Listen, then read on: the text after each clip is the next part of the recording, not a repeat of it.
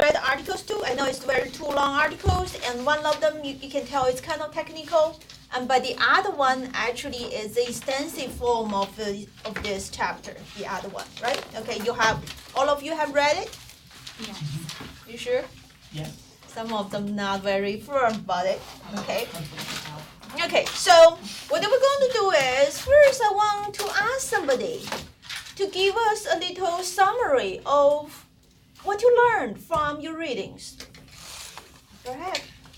Your name is? My name's Anthony. Anthony, okay. The one that I want to talk about is the long article, the one about the FDA approval process, is that one, like, I looked at the most. Okay. And, I thought it was, like, weird, because it started talking about how before, like, in the early 1900s, it wouldn't take long for drugs to get passed, but That's right. as time has gone on, it's taken longer and longer, and the U.S. has fallen farther and farther behind in That's the right. global market of how drugs are released, because they want to make sure they're safe, but they're hurting people in the process. Exactly. Great. Okay. Go ahead. I'll take the other kind of side of that. The reason why the United States has kind of slowed it down to make sure it's safe is to, one, no one wants to get sued these days, and you're always getting sued. So the FDA, you gotta make sure it's all safe and like 100% so that nothing can go wrong. So that's the big reason why they're gonna drag out the process of the drugs being able to be used, which, like you said, is hurting the people that could use the drugs now. But the other reason was that was kind of what going on and how the marginal costs of the drugs being produced and not tested as long as longer than they should take is probably better, for my opinion, than the marginal benefits, because sure, it's not helping the people that could use it now, but if you give a faulty drug, it's gonna hurt them and it's gonna hurt more people down the road. So you need to make sure that your drug is safe and effective. Okay. Before you. So you're more into on the side of FDA, right? Okay. Okay. And go ahead.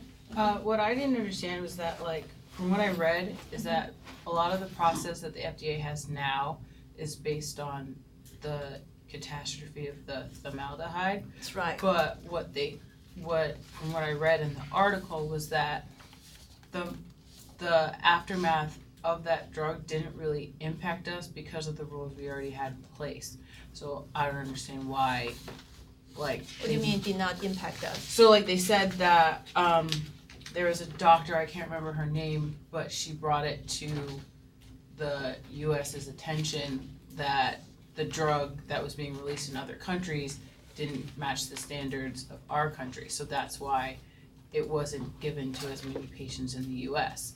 So what I was not understanding is that if it didn't get to as many patients in the US because of the rules we already had in place, then why did they then go ahead and up the rules in the process? Okay. Go ahead. I think what they did there is looked at how bad it affected everyone else in the other countries. So, like, in Europe, they had huge issues with like birth defects and even like infantile deaths.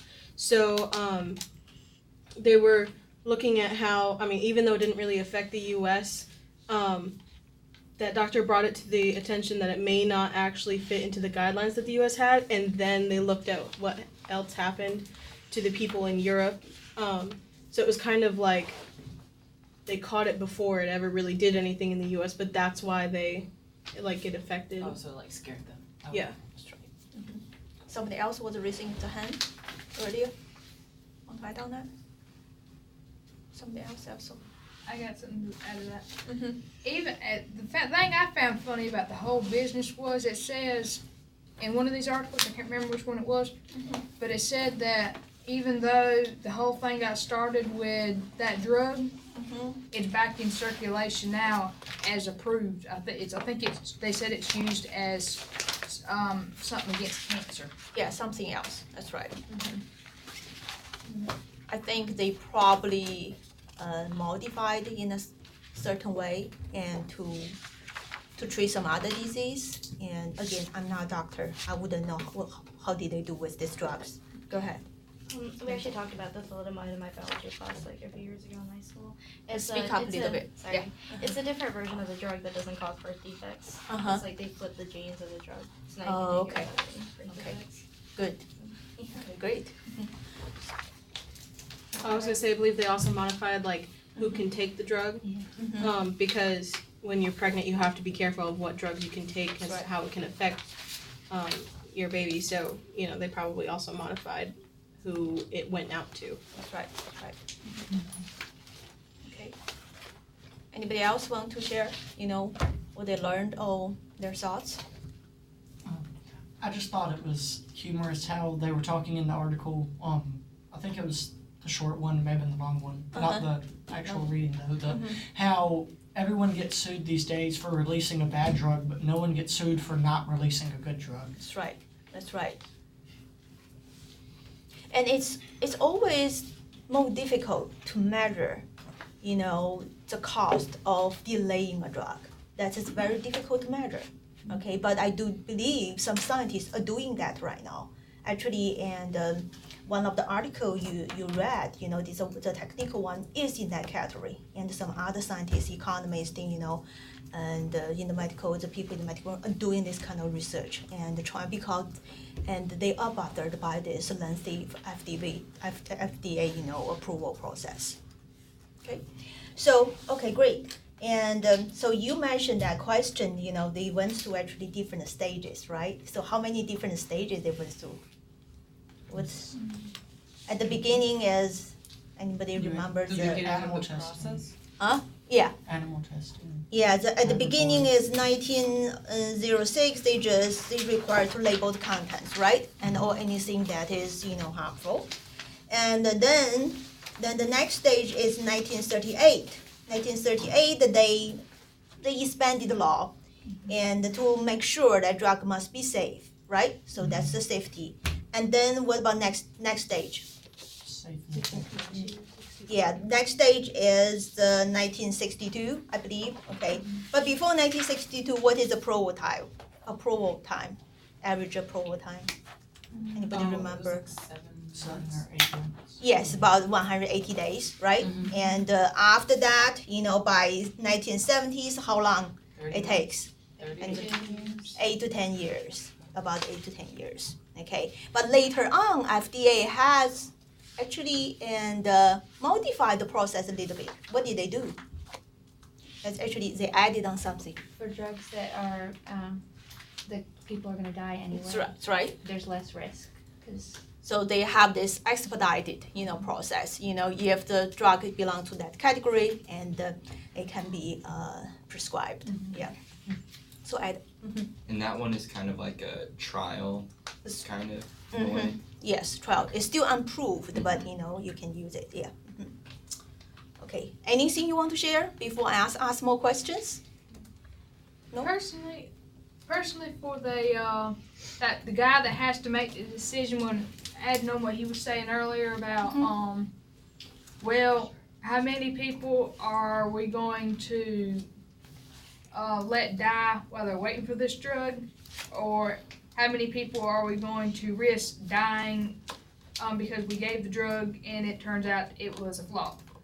I would hate to be the guy that has to make that decision, that kind of has to weigh those out, because on one end of the spectrum, there has to be murder on your morals, because you got this side that says, well, these people are dying because they're not getting this drug and it might possibly help them. Yeah. But at the same time, it's like, well, if we push this drug and there's a bad side effect that we haven't found yet, and it kills a whole bunch of people, well, that's bad too. That's right. I would hate to be the kind of person that has to try to find that medium. You don't want to be that kind of person? Okay, go ahead.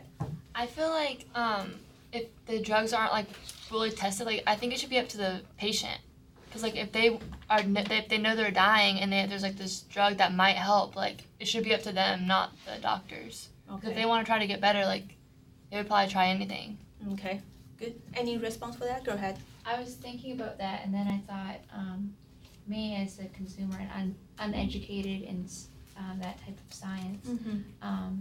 They could tell me anything. Mm-hmm. You know, they could tell me this would help, and they might have made a mistake. So I want them to have to tell me the truth, and them to know what they're telling me is the truth. They need to test their products so that I know, because I'm not educated. You know, Yes, I don't know. we're not expert. We don't have expertise in this Yeah, field. yeah. We do not know how good the medicine is. Go ahead.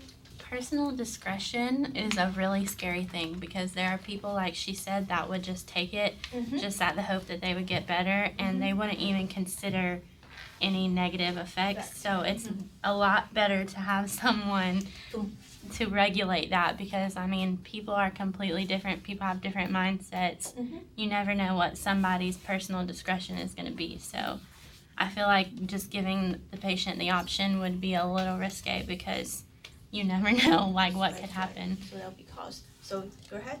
Well, like, I mean, they would, like, doctors would know, like, it's not like they would just throw the drug out there. Like, they would know, like, they would have research about it. And they would tell the patient, this is very risky, but if you're willing to try it, like, you can try it. But, like, they're not just going to give it to the person without telling them it's not risky. Like, it's obviously risky. Yeah. And they would have some research on it. It's not that you're going to give them some random drug. Yeah, they have to show the patient the data Yes. and right. They have to yeah, show the them. probability. That's And very based on risky. the age and all these research findings, before, and but I agree with you guys. That's a lot of responsibility on individuals, and also some individuals are not very rational, and maybe use it for a wrong purpose, and that may happen. I feel like a lot of the drugs are like they take years to be tested. I mean, even though you might be able to like test it for maybe like a year or two, like that's not like for certain, because a lot of drugs do take longer to test, and a lot of drugs have different effects on different people. So the way it might affect one person, it could like affect someone like completely different later on. So I just like a lot of drugs, like it's like they can't just give it out because it might affect you the right way and it might affect you the wrong way, and then if something does like bad happen to you, then it falls back on them, because it's like, well, you gave me the drug. So I feel like it's kind of like a very controversial thing, because you don't want to take a drug that hasn't been fully tested, but at the same time, if it could save your life, it's kind of just like it's a risk you have to take. Yeah. So it depends on the situation of the individual and their preferences. Her thing kind of relates to like the AIDS drug that was gonna cure AIDS. Like they pushed it and pushed it and pushed it, and then it turned out to be like completely, like it obviously didn't cure AIDS because millions of people still have them. So what she was saying is right. Like you can't just expect them to like give out something, because you're gonna waste money if you distribute tons of drugs out and then it ends up being completely ineffective. And people are going to waste money trying to get access to it. I mean, there has to be some type of regulation on that. Okay, great. You guys are talking about both sides, and that's what I'm happy to hear about. Yeah. Go ahead, keep going. Any other thought? I have a question. I was just wondering if like the process being elongated has to do with how expensive these drugs are, because Well, I think because is elongated, and that make the drug more costly. that's Yes. that's another problem, because then you go through this whole entire process, and people have likely died during this long process, but then even if it does get approved, a lot of people can't afford it because it's too expensive. So I just That's have the chain reaction effect, So Exactly. so it will increase the hospital bills and will make the insurance more expensive and more. So have the train. Yeah. but seeing that, it just seems like elongating the process, you could save lives and money, but by elongating the process, it seems like you're losing a lot more than you're winning.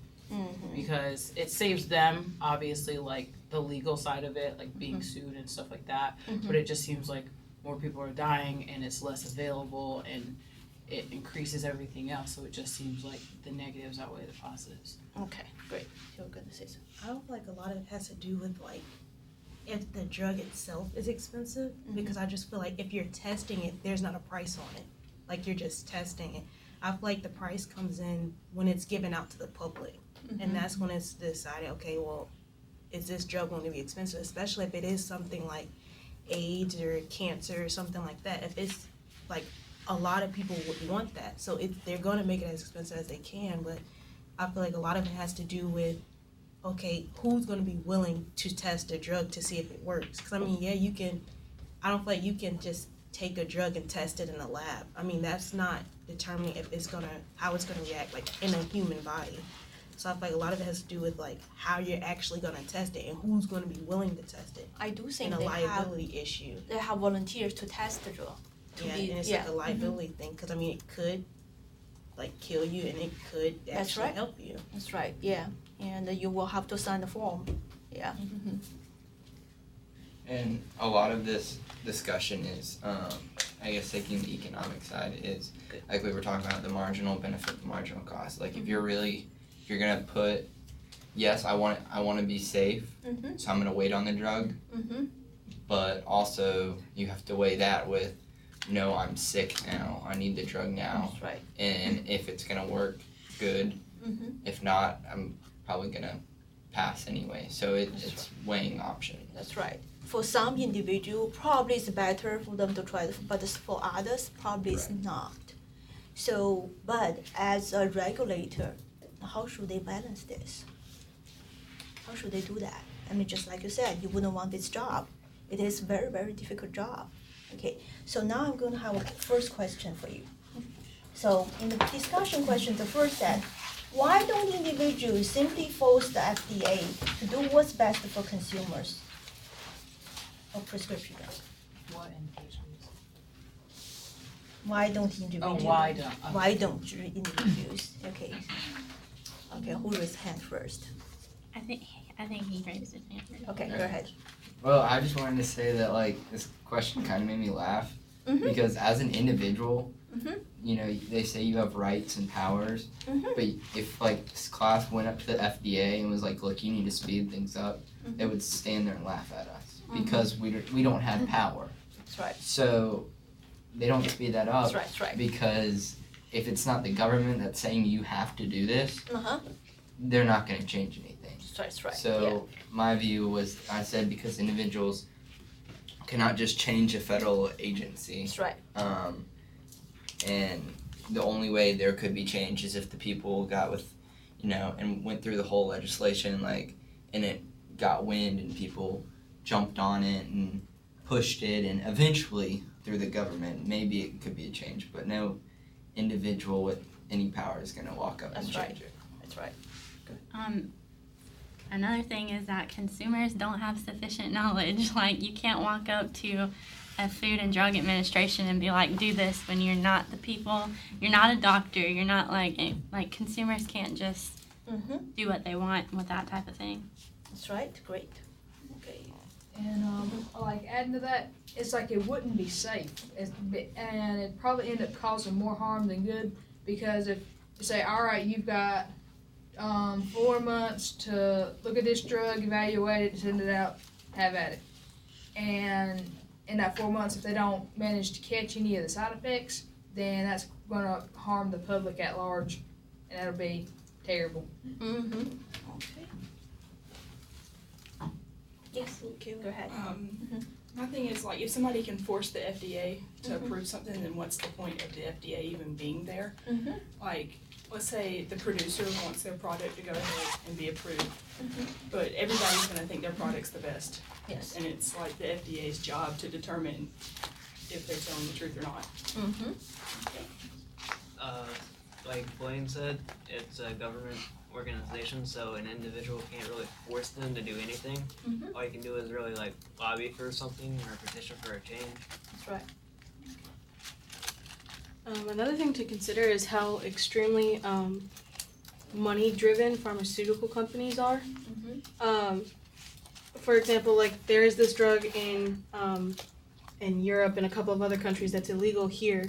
It's called Ibogaine, and it's supposedly supposed to cure heroin addictions or like opiate addictions without actually having to go through rehab. And it's it's only effective to a certain extent, and then there are certain side effects. But they don't offer it here.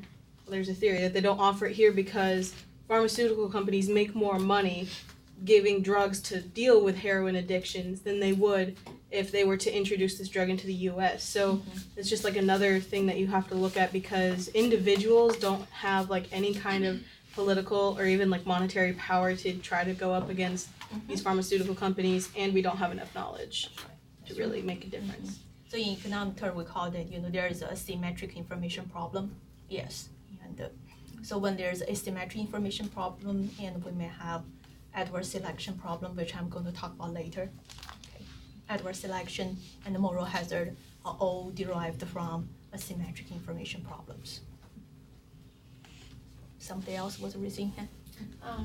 Also, every individual has their own perspective and their own cost and benefit balance, and so I may say I'd rather have more regulation, and so I'll go to them and I say, every individual has a say, and I say you need more regulation. Well, the next person is just going to go up and say, well, we need less regulation.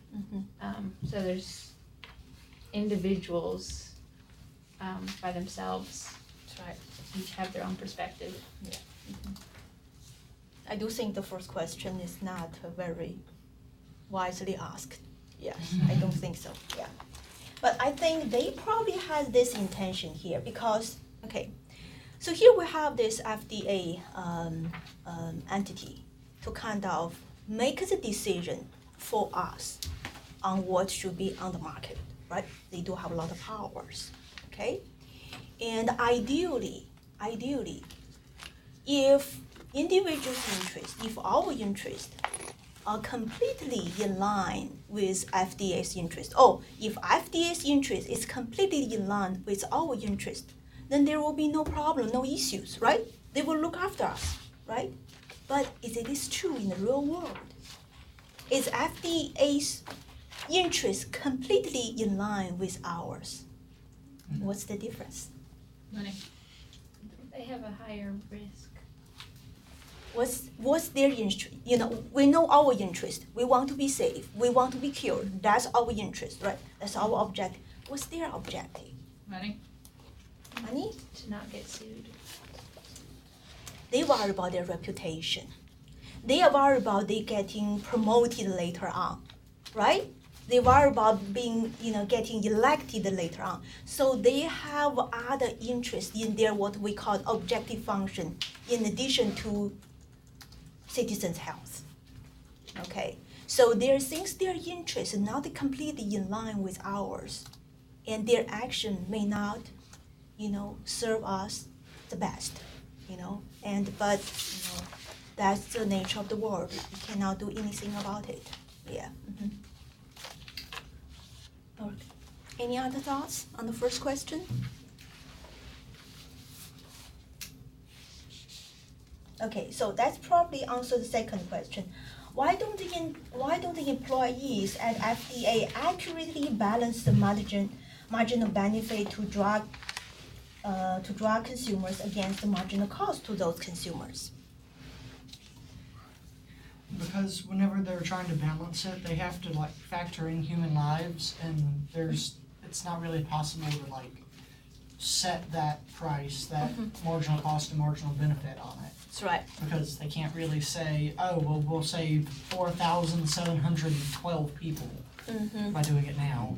Or not. Yes, and also their marginal benefit, in addition to the, here we talk about the marginal benefit, you may think of the marginal benefit of saving the lives, right? That's a marginal benefit. But for them, their marginal benefit, part of it may be getting promoted, getting recognized, and by the higher, senior official. So that's in their marginal benefit.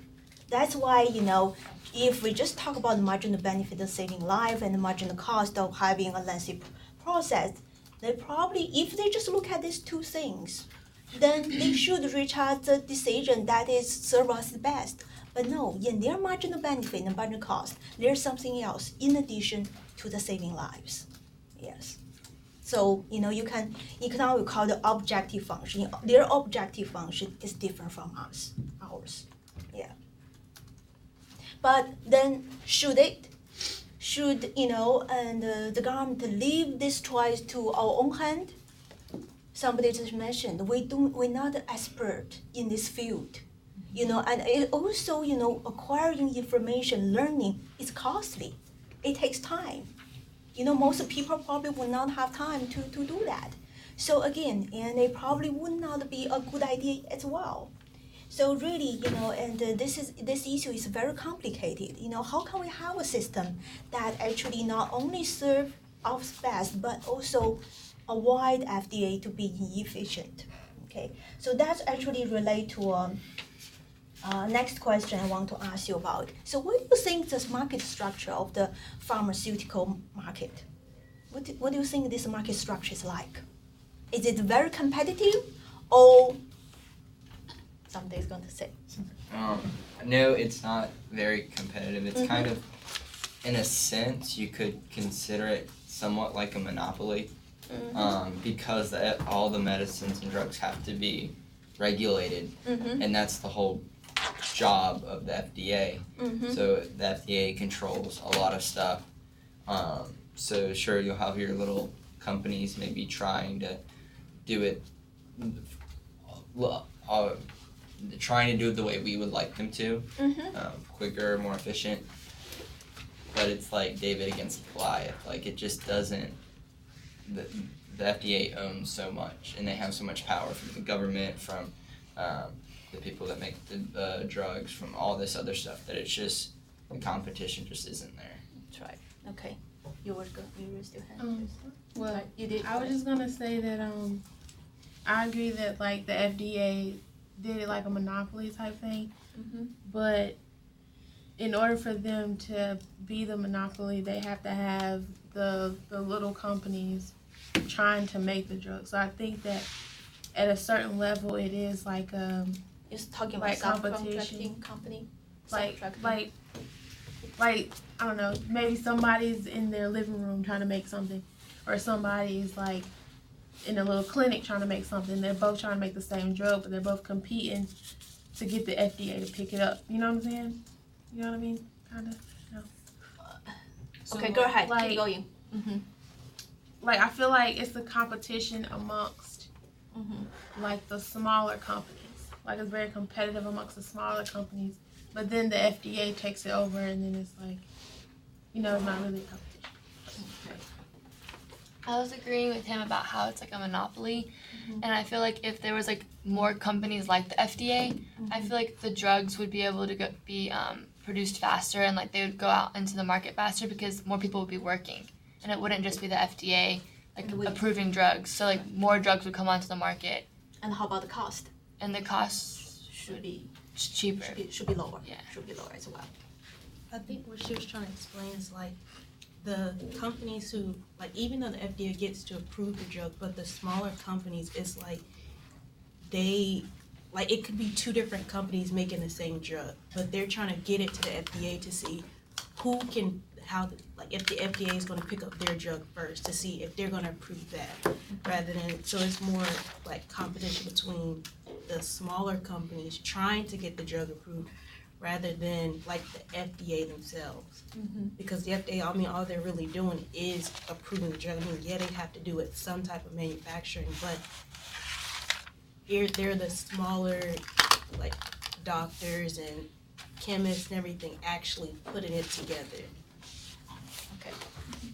Yeah, I agree with her as well, because it's not like the FDA is a big pharmaceutical company. It's like over all of the pharmaceutical companies. So you have these, they're not even really small pharmaceutical companies because they're kind of large, but you not only have them competing to try to get this drug to do the same thing, like trying to get it approved and in the market first.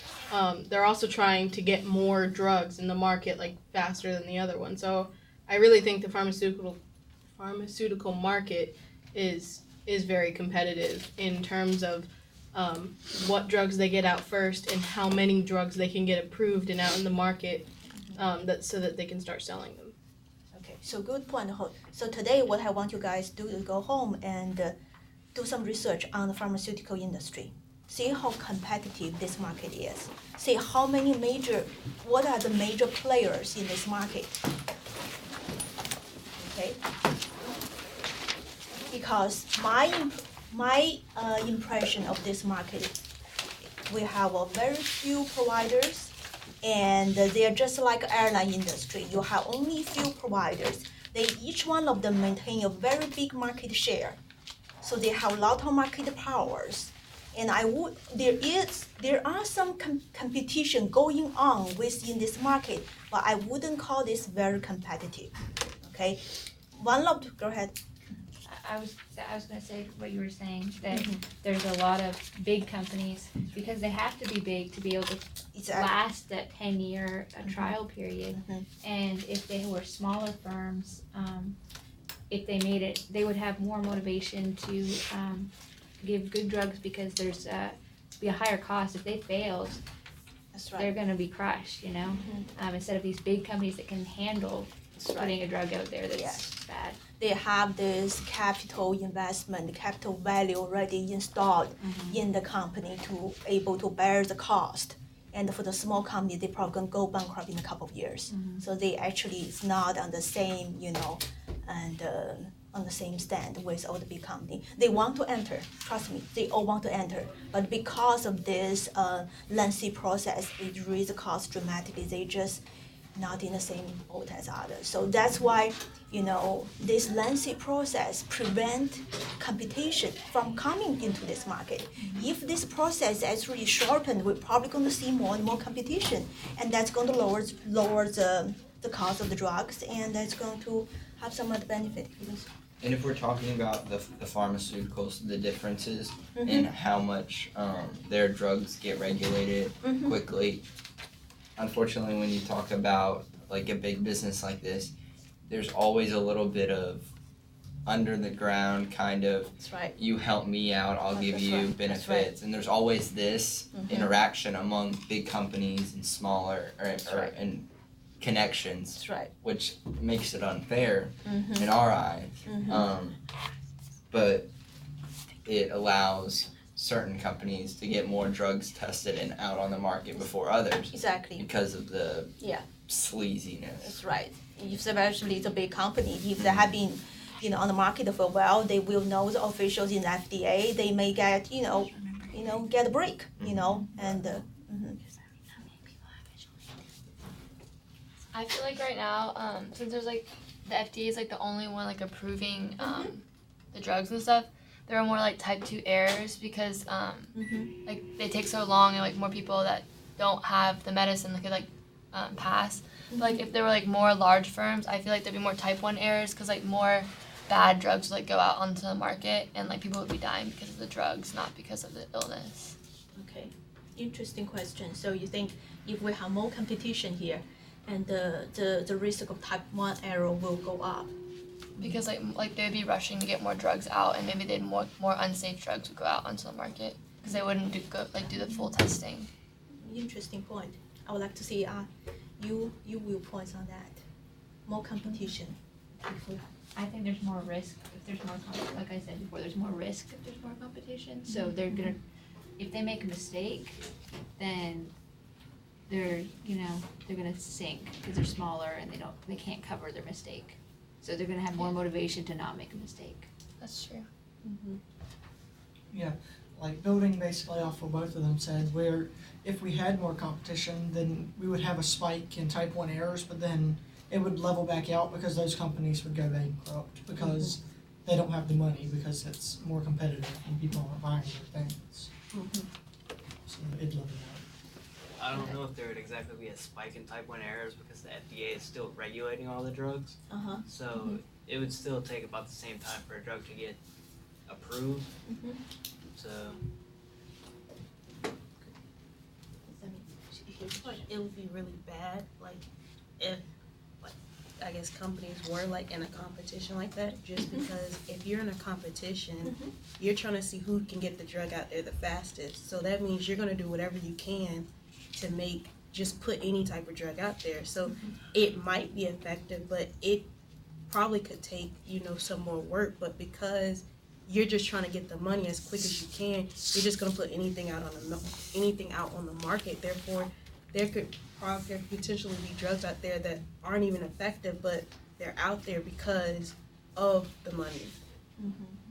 If when we say there's more competition, actually they compete on many different levels. One is the time that you said, but what the other aspects, the quality, standard, that will be all in the competition realm. Okay, if there's more firms compete, they will compete on the standards. They will compete on the qualities, and also they will all compete on the time. So I mean, the nature of the competition will bring the quality up. It should. But I'm not saying it will, but the nature, it should bring the quality up. Should bring the time, down. The only thing that's going to be different is what? The price, the profit made by those firms is going to be much smaller and smaller. So eventually it's going to reach a plateau. No firm wants to enter into this market anymore because there's no profit margin left. Okay, so that's actually consumer love competition, because with competition, we're gonna get higher quality product. I mean, that's what theory tells us, and we're going to get better service, and eventually the price is going to be lower. And at a certain point, all the profits is transferred from the firm to the consumers. The surplus is transferred from the firm to the consumers. So what you're saying is that competition as a consumer is good for us, but in the case of the FDA, there's no competition, so. Well, the lengthy process the FDA has actually prevent highly competitive market from, arising in this market. Because if you have lengthy process, small company cannot compete. So could that have been on purpose? The purpose of FDA? Yeah. I don't know. I'm not, I don't know, but that's the purpose, and I'm because afraid. it's like, by making it a lengthy purpose, you can go out and be like, well, we're trying to protect you, but you look behind the curtain and it's like, well, this actually really benefits them. So, I mean, it's like a double-edged sword. But FDA should have the best interest of us. It should have the best interest, but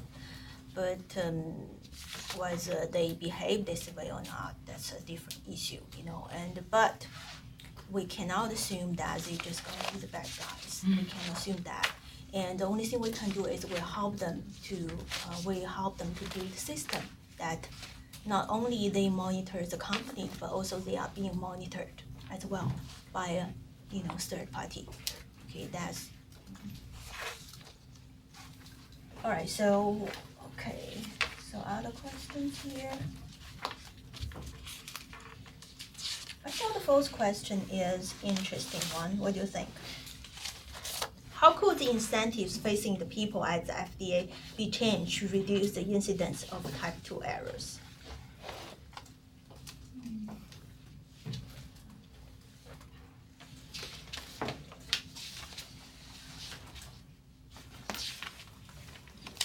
I mean, that just goes to saying that with these incentives, whether it's a bonus, whether it's the quicker you get things out, the higher up the chain you go, promotions, all of this is they're in effect to make these people who are going for there, That's right. make them more hardworking, make them get things out quicker, make them be more careful. So it has good intentions, but what it really is doing is causing these people that are like, okay, this is where I want to take my level, the amount of pressure that is put on them to succeed, one, so they can get up to that higher level, but also, because they're a person and they want to keep the general public healthy. That's right. Is just a terror. It is. Yes. Yeah, it's a trade-off, and it's actually sometimes like I call it teaching is a work of art. Why is a work of art? because I'm gonna get paid whether I prepare well or not. I think sometimes this kind of work is also work of art. You know, and you're going to have some trade-offs there. You know, maybe if you elongate this medicine, you probably can get promoted because somebody else wants you to do so. Okay, so it's really you're facing there's some moral dilemmas there. Yeah. I feel like if the incentives are positive, Mm-hmm. they're less likely to like be motivated by them, because a positive incentive, well, if I don't get it, it's okay, because I mean I didn't have it before. But if there was a negative incentive, like that they would lose money or that they would be sued or something would fall back on them, then they would have much more like, okay, we need to do this. So I don't think positive incentive would be the way to go. I think it would have to be some type of like, not negative, like they would be like in deep trouble, but something would have to happen to them. That's right.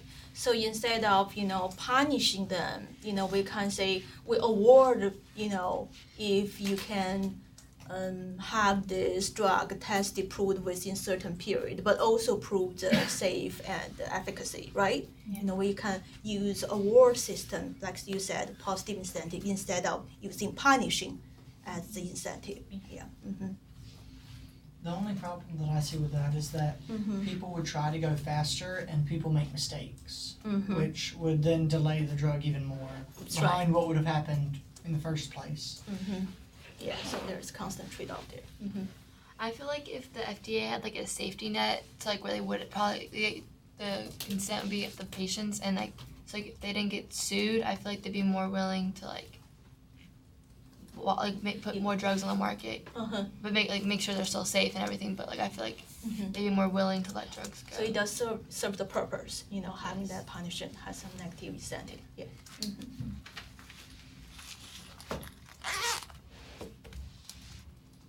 I heard a lot of you talking today, great.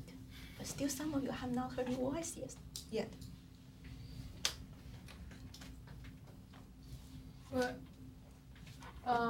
God forbid this did happen, but I think another good incentive for them to speed up is if somebody, like on the inside that was trying to help monitoring, actually got sick and needed said drug. That'd be a pretty good incentive. I mean, in the FDA? In the FDA, yes, that will be, yeah. It's hard to balance though, because you think about the large firms with money who are able to push their drugs through and are able to lobby, or That's right. and a lot of times that comes with less care taken, and so you wouldn't want those positive incentives to negate the negative incentives and cause them to be careless, and I think there should just be a different process depending on what kind of drug they're testing. Like where there's a drug that just treats like a simple illness, that the type 2 error wouldn't be so severe. Like people wouldn't I guess type 1 error, I'm not sure. But like if it's like a terminal illness, it should be easier to like expedite the process, because then either way, if the patient does or doesn't get the drug, they're gonna die either way. So in that case, it should be up to them. Yeah, should have the categories, category 1, 2, category 3. Because then like the incentive dramatically changes based on what drug you're testing. So if it's just a drug for like insomnia or something, then the incentive of like hurting people would be a lot higher, because if they don't get the drug, they're just gonna be sick. They're not gonna die, and that they can wait to get the drug. So then like it will take longer, and there won't be such a big type 2 error like if something happens. But then with like a drug of like terminal illness, even if something does happen, like that outcome would be somewhat the same. So it'd be harder for them to get sued or something, because it would be the patient's discretion to decide like if they're gonna take this risk. I understand what you're saying, but like a drug is still a drug. So like no matter if the drug is just for like insomnia or if it's for cancer, like it has to match up with your chemicals like in your body. So say they didn't test the drug good enough and it was just for like, I don't know, like allergies. It could still kill you if it doesn't go well with your body. So I feel like they should still have to test it to a certain extent that like they know how it affects people.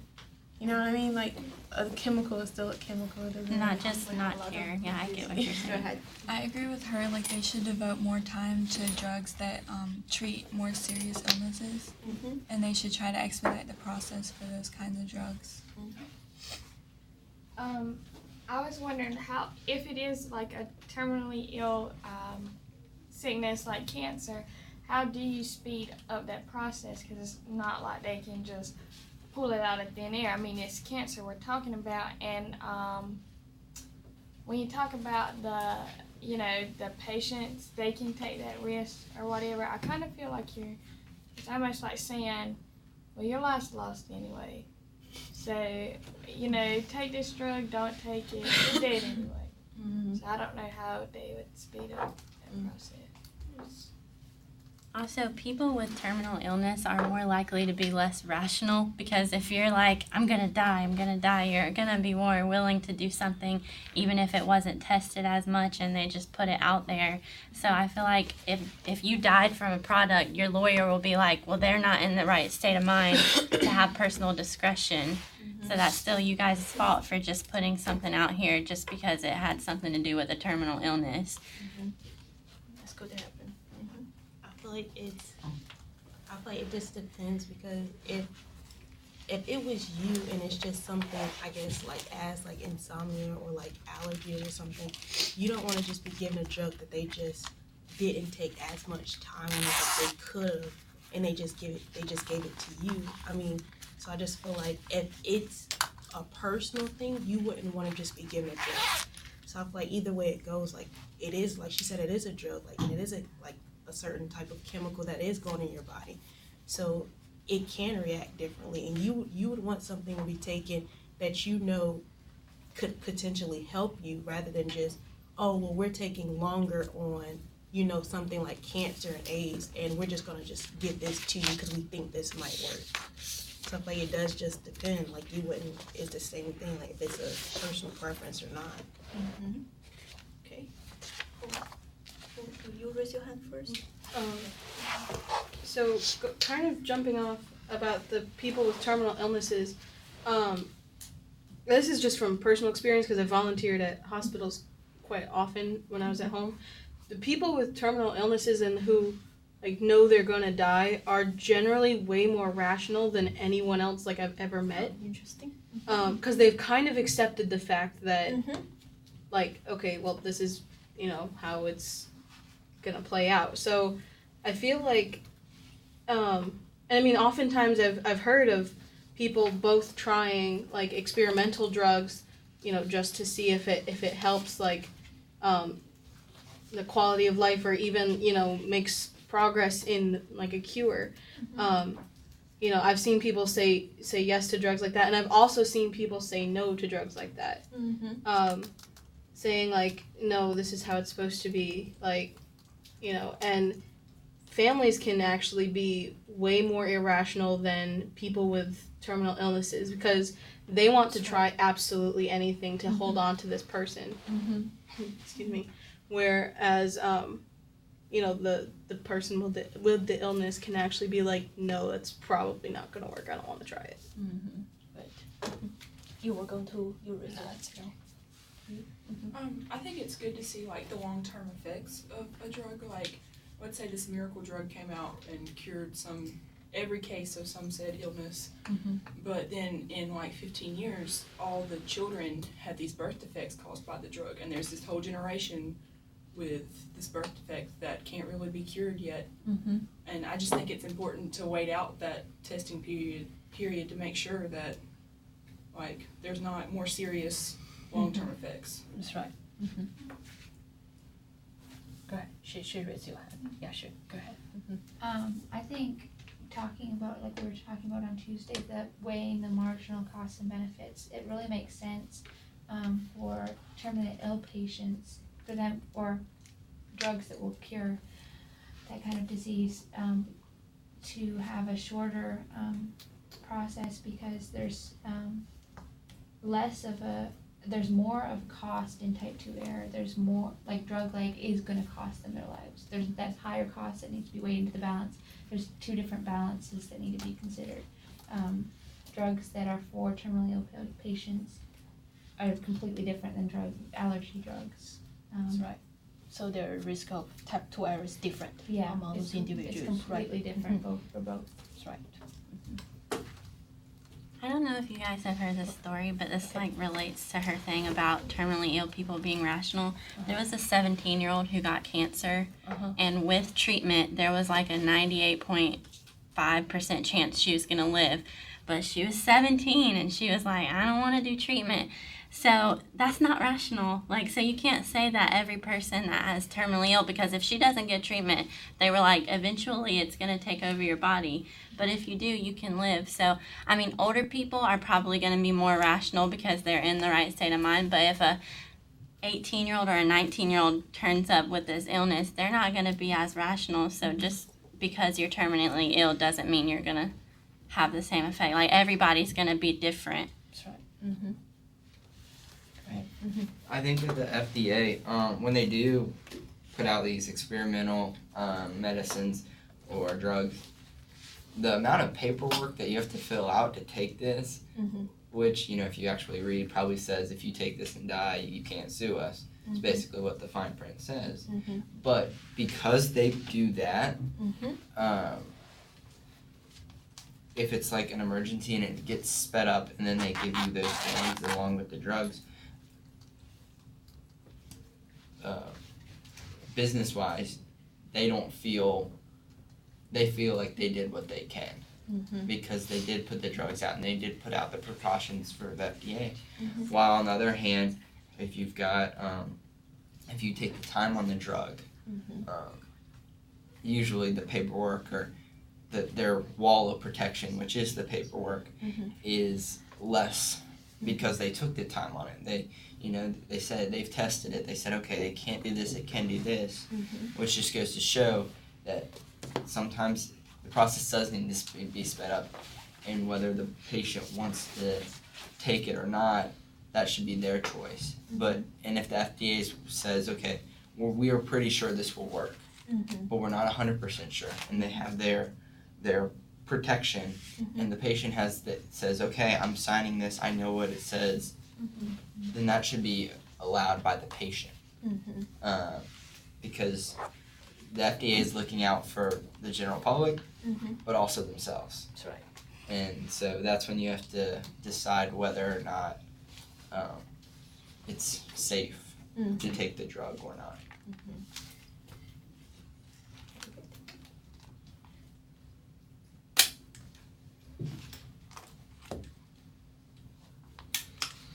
I just think that, like, in the field of healthcare, yeah, like, you're looking out for yourself for the most part. But when you get into this field, you're taking a vow to take care of the people that you're going to take care of, right? So if we speed up this process for this drug, and we don't know everything we never know everything about a drug. You test it as much as you can. We speed up this process, and we didn't know that, like, this person that also has cancer, but they also have diabetes. So we don't know that if this person takes this drug and they have diabetes as well as the cancer, it's going to help the cancer, but it's going to, like, affect their diabetes in a way that the diabetes is going to kill them. So that way, if we don't know that, then we give them that drug and they die not from the cancer or from the drug, but from the diabetes. So if we test it in a way that we know these different things is going to affect a person with diabetes, then we can try to alter the drug in a way that it can help the cancer and the diabetes, or we alter it so that the drug can be taken with their insulin and not destroy, like, their other organs, you know what I mean? So I feel like it needs to be tested for a certain amount of time. Maybe, like, the parts, the more, like, political parts could be shortened, but it needs to be tested the way that it needs to be tested. But then the question is, who decides what is optimal way of being tested, right? Who decides, what is appropriate length of time for drug to be approved? Who decides that? Right now is FDA decides that. Yeah, they have the ultimate power. I get where you're coming from, but like, there's a lot of drugs out there that say like if you have diabetes, don't take this drug. So I mean, they have to know if it's not going to work, but there are also drugs out there that like say if you have a certain illness, like you shouldn't take this prescribed drug, or like they tell you. So I mean, like they do have to know, but they probably won't find a way to make it work. Right, but that's what I'm saying. Like, we shorten that process, and they don't know that. Then what? Yeah, I mean they should know that anyway. It's not saying like to shorten the process, but it'll also take longer to find a cure for both. They should just put it out there and say if you have diabetes, don't take this, and then they can continue to look to see if they can fix it and make it better. But they shouldn't like make the patients that need it for cancer now wait while they try to find it to make it better. I get it, but I'm just saying, like, If they if they did not know that it would affect their diabetes, like, they did not find that out. Like, Yeah, they no, I could agree put with it out and say, like, if you have diabetes, don't take this. Like, yeah, I understand that. Great. But what if they didn't know that it didn't affect the diabetes? They didn't test it on enough people or enough, like, whatever they're testing it on. Then what? Well, is that sort of like when they have warnings that consult your doctor before you take this if you're pregnant or nursing? And so they don't really know the effect on the baby. So, you know, they're saying you have to consider this is something you need to, if you have diabetes, you need to, you have a higher risk. So what she's saying is if they don't know that it's Yeah, gonna affect that, then they can't put on there, hey, consult your doctor, because they don't know that it, like, there needs to be more testing. So, but that kind of risk is on every drug, right? That risk is in every drug we're taking. There's always something we do not know that's You going can't know to everything doing to about our every drug. body. It's impossible. Yeah, so we never know all the risk. But how would they? Yeah, but how would that's they good know point. to put it on the Yeah. bottle if they don't They know? tell you like Well, they just assume like be careful like because they can't know everything about every drug. So you're saying actually the longer the time we have, probably the more things we can discover about the potential drawbacks of this drug we can discover, and that is true. The longer we have, but again, there's a trade-off there. So, but I'm seeing both sides. That's great. That's what I want to hear from you guys. I think a lot, like I understand like exactly what you're saying, like they don't know, but I feel like a lot of it goes between like, okay, well maybe some of the drugs that they put in like whatever specific pill or something, like they know, okay, well this could affect this other thing. I think that's where it comes in. We're like, oh, well if you have diabetes, don't take this. But then at the same time, I feel like a lot of it has to do with like just trial and error. Like if somebody takes it and they have diabetes and something happens, then okay, well maybe you shouldn't have taken that. So I feel like a lot of it is just they know certain drugs and certain like stuff don't mix together, and then a lot is just they just don't know, and that's just a risk because like you said, I mean, you're not gonna know everything. Like I mean, yeah, a drug can be to fix this, but it can also make something else worse. You're not gonna know everything, and that's when it comes into they don't know, but that's why they have you to test it. So it might harm you and it might not, and it might not harm you, but it might hurt the next person. So I think that's where they, that's why they do test it, just to see. But they try to warn you as much as they can to like tell you, okay, well, we know this might not mix properly with this, so if you have this symptom or that this is already wrong with you, it's probably not your best interest to take this. There's no happy medium. There's no happy medium. No, there isn't. Like, in relevance of speeding things up, it seems like every time I turn on the TV now, there's something message on there saying the FDA is calling back this drug or that because it's gone cattywampus. And this is with extensive testing. So I don't think speeding the process up, even though it seems like it'd be a really great idea, I don't think that it's really going to help the situation because they got this really long process and they're still getting a whole lot of wonky drugs coming through. That's not going to get any better if the time span gets less. There is a personal trade-off for any drug. Like you have to judge. We see the commercials like for the arthritis medication. A lot of times that messes with your immune system, and so you have a higher chance of getting cancer, and you can't fight cancer as well. And so, even with drugs that are tested and approved, there's still a personal. You have to decide: am I going to deal with my arthritis? I'm going to deal with the cancer that it might cause, even though the drug has been tested. So how do we find that happy medium? There's not. There exists. It's just we just cannot find it. No. It's hard to find. I don't think ever in our generation, I feel that will never happen. Like we need much more technology, much more manpower. Like it's never gonna happen while we're alive. Possibly not even our kids. I think, so that's related to the next question I'm going to ask you. So next question I'm going to ask you is this, which is crucial. So you guys have talked about from two opposite sides, actually, the benefit or cost of this lengthy the process. So if that's the debate, then can we find a different system or modify the existing system to alleviate this dilemma here? And one of the things that suggested by the article is this: change FDA's veto power over new drugs to a system of certification. That the agency continue to review safety and efficacy, but allow unapproved drugs to be prescribed by the doctor. So what is it? Go ahead. Like in terms of like changing the system and how it all functions, I think there's like a gap between what the public wants in terms of drug release and what the drug companies. Yeah, I think there's a gap in communication between what the public wants and what the FDA is doing.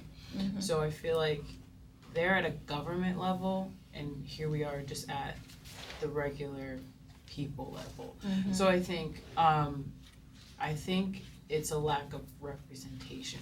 Like if we mixed up, if the FDA was now composed, also you need that government component because it needs to be regulated, but if it was also composed of representatives from actual hospitals who are actually seeing what's going on, where the demand is, then who had some sort of voice up at that governmental level, then it can make a big difference. So you're talking about actually the board.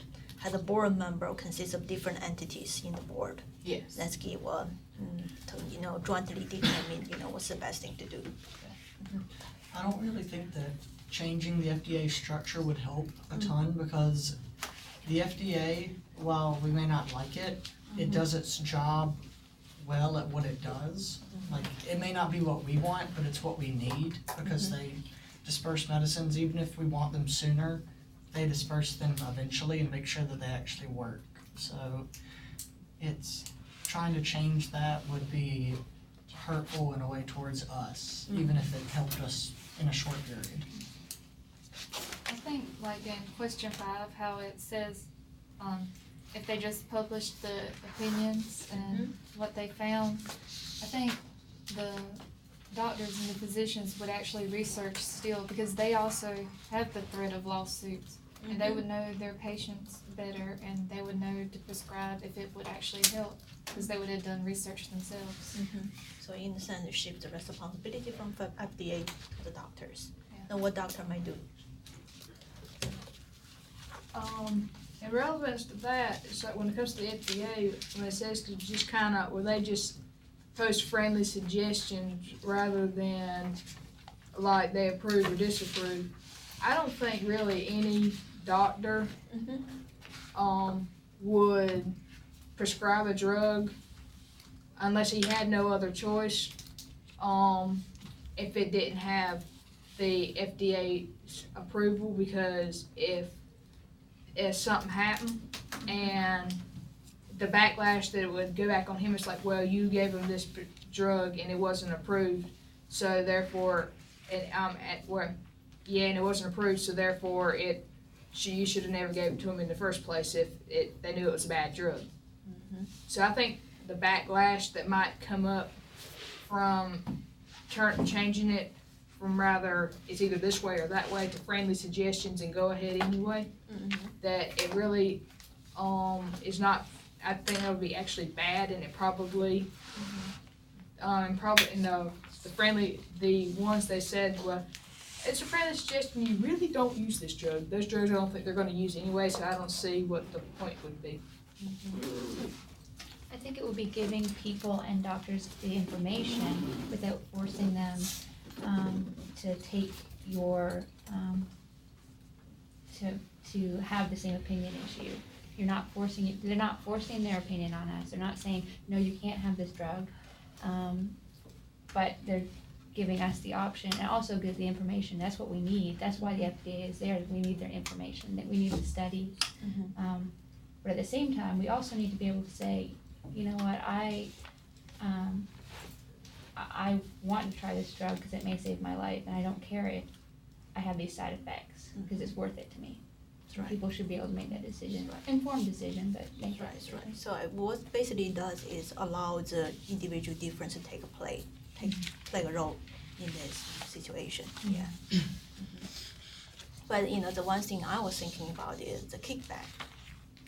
To doctors, because in China, a lot of doctors get kickback, from the drug company. A lot naturally, actually, it's a major source of the income, so that could be something that can happen if we have that. Did I hear everybody's voice?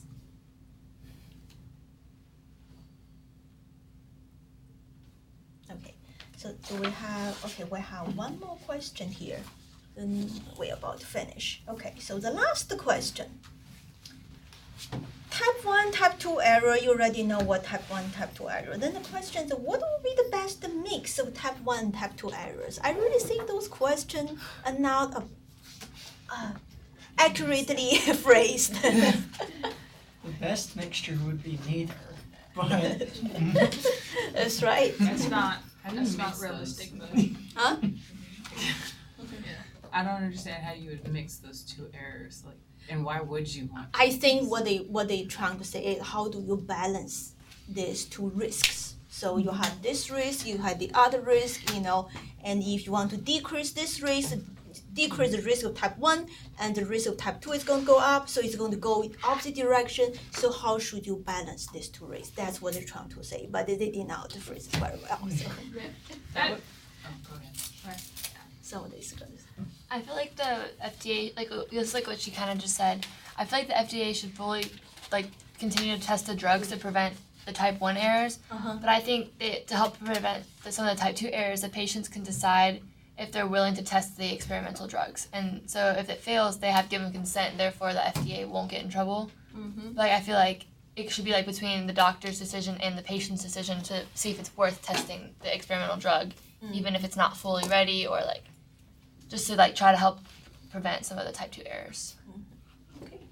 I mean, I fully agree with that, and then as terrible as it sounds, it sounds really, really terrible. I can't believe I'm about to say it.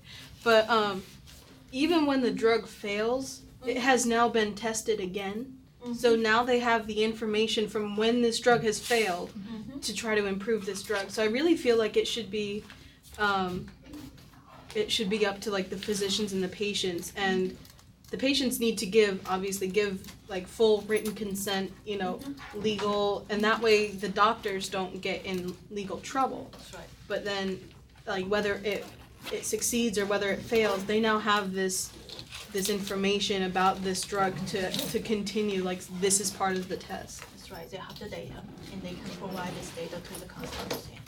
And just having that data would speed up the time to improve the drug and eventually release it safely. So just being able to test it during that time would speed everything up. Finally. Regardless of who's tasting the product or whatever, there's always going to be a possibility of error. Speak up a little bit, I couldn't hear. Regardless of who's tasting the product, there's always going to be a possibility of error. Simply because, we're humans and humans choose. But we try our best to decrease the risk. Yeah. Okay. I think you guys did a wonderful job discussing this topic, and learn from each other. I'm going to assign the readings for the next week, okay? And we're going to do more discussions. I may lecture more on some concepts, just like we did in this week. I give you some concepts, then you can apply those. And starting from the week after next, I'm going to start asking guys to do the presentation which is to lead the discussion, okay? So you need to let me know by the end of next week who you want to pair with to do the presentation, okay? So if you're already determined, you can let me know now, okay? But then by the end of next week, you need to let me know who you want to pair with, okay?